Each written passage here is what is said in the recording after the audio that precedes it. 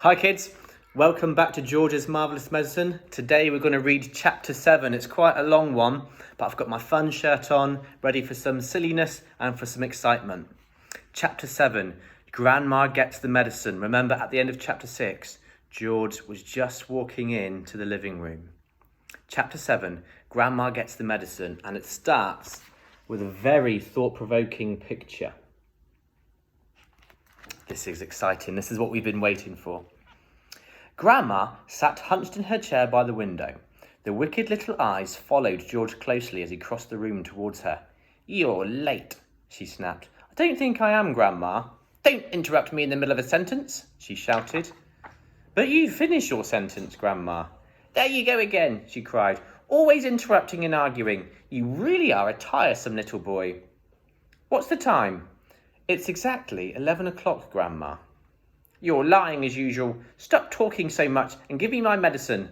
Shake the bottle first, then pour it into the spoon and make sure it's a whole spoonful." "Are you going to gulp it all down in one go?" George asked her. "Or will you sip it?" "What I do is none of your business," the old woman said. "Fill the spoon." As George removed the cork and began very slowly to pour the thick brown stuff in the spoon, he couldn't help thinking back upon all the mad and marvellous things that had gone into the making of this crazy stuff. The shaving foam, the hair remover, the dandruff cure, the automatic washing machine powder, the flea powder, the shoe polish, the black pepper, the horseradish, and all the rest of them, not to mention the powerful animal pills and powders and liquids, and, right at the end, the brown paint. "Open your mouth wide, Grandma," he said, "and I'll pop it in." The old woman opened her small wrinkled mouth, showing disgusting pale brown teeth. "Here we go," George cried out. "Swallow it down." He pushed the spoon well into her mouth and tipped the mixture down her throat. Then he stepped back to watch the result. It was worth watching. Grandma yelled, "Owie!" and her whole body shot up, whoosh, into the air. It was exactly as though someone had pushed an electric wire through the underneath of her chair and switched on the current. Up she went like a jack-in-the-box, and she didn't come down. She stayed there, suspended in mid-air, about 2 feet up, still in a sitting position, but rigid now, frozen, quivering, her eyes bulging, the hair standing straight up on end. "Is something wrong, Grandma?" George asked as politely as he could. "Are you all right?" Suspended up there in space, the old girl was beyond speaking. The shock that George's marvellous mixture had given her must have been tremendous. You'd have thought she'd swallowed a red-hot poker the way she took off from that chair. And there's a picture of Grandma just suspended in the air above her chair, not moving. Then down she came again with a plop back into her seat. "Call the fire brigade," she shouted suddenly. "My stomach's on fire." "It's just the medicine, Grandma," George said. "It's a good strong stuff." "Fire!" the old woman yelled. "Fire in the basement! Get a bucket! Man the hoses! Do something quick!" "Cool it, Grandma," George said, but he got a bit of a shock when he saw the smoke coming out of her mouth and out of her nostrils. Clouds of black smoke were coming out of her nose and blowing around the room. "By golly, you really are on fire," George said. "Of course I'm on fire," she yelled. "I'll be burned to a crisp. I'll be fried to a frizzle. I'll be boiled like a beetroot." George ran into the kitchen and came back with a jug of water. "Open your mouth, Grandma," he cried. He could hardly see her for the smoke, but he managed to pour half a jugful down her throat. A sizzling sound, the kind you get if you hold a hot frying pan under a cold tap, came up from deep down in Grandma's stomach. The old woman bucked and shied and snorted. She gasped and she gurgled. Spouts of water came shooting out of her, and the smoke cleared away. "The fire's out," George announced proudly. "You'll be all right now, Grandma." And there's Grandma. She's come back to normal now. She's had half a jug full of water poured down her throat. But what happens next? "All right," she yelled. "Who's all right? There's Jackie jumpers in my tummy. There's squigglers in my belly. There's bangers in my bottom." She began bouncing up and down in the chair. Quite obviously, she was not very comfortable. "You'll find it's doing you a lot of good, that medicine, Grandma," George said. "Good?" she screamed. "Doing me good? It's killing me." Then she began to bulge. She was swelling. She was puffing up all over. Someone was pumping her up. That's how it looked, like a big balloon. Was she going to explode? Her face was turning from purple to green, so she's just changed from being fine, and now she's bulging up. Oh dear. But wait, she had a puncture somewhere. George could hear the hiss of escaping air. She stopped swelling. She was going down. She was slowly getting thinner again, shrinking back, slowly to her shrivelly old self. "How's things, Grandma?" George said. There was no answer. Then a funny thing happened. Grandma's body gave a sudden sharp twist and a sudden sharp jerk, and she flipped herself clear out of the chair and landed neatly on her 2 feet on the carpet.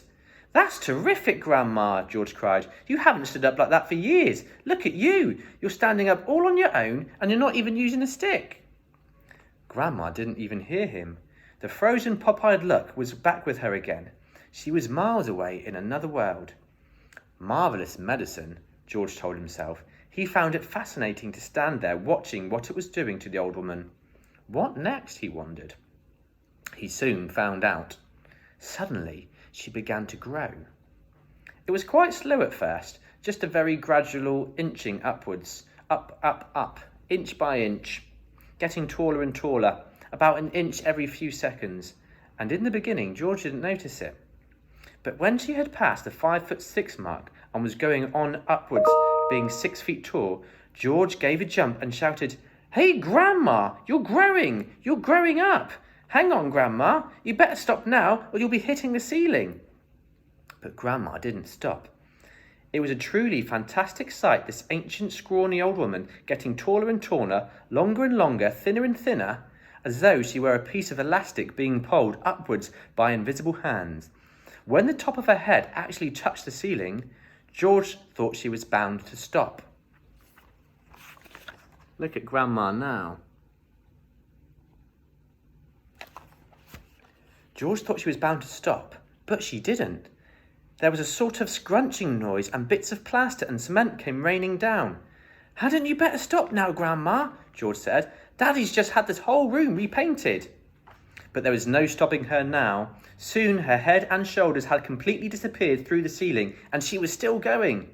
George dashed upstairs to his own bedroom, and there she was, coming up through the floor like a mushroom. "Whoopee!" she shouted, finding her voice at last. "Hallelujah, here I come." "Steady on, Grandma," George said. "With a hey nonny no, and up we go," she shouted. "Just watch me grow." "This is my room," George said. "Look at the mess you're making." "Terrific medicine," she cried. "Give me some more." "She's dotty as a doughnut," George thought. "Come on, boy, give me some more," she yelled. "Dish it out, I'm slowing down." There she is. She's gone through the ceiling and now through the floor of the upstairs bedroom. George was still clutching the medicine bottle in one hand and the spoon in the other. Oh well, he thought, why not? He poured out a second dose into the spoon and popped it into her mouth. "Owie!" she screamed, and up she shot again. Her feet were still on the floor downstairs in the living room, but her head was moving quickly towards the ceiling of the bedroom. "I'm on my way now, boy," she called down to George. "Just watch me go." "That's the attic above you, Grandma," George called out. "I'd keep out of there. It's full of bogs and boggles." Crash! The old woman's head went through the ceiling as though it were butter. Oh no.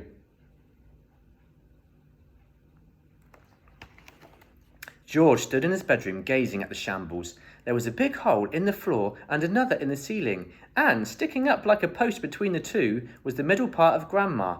Her legs were in the room below, her head in the attic.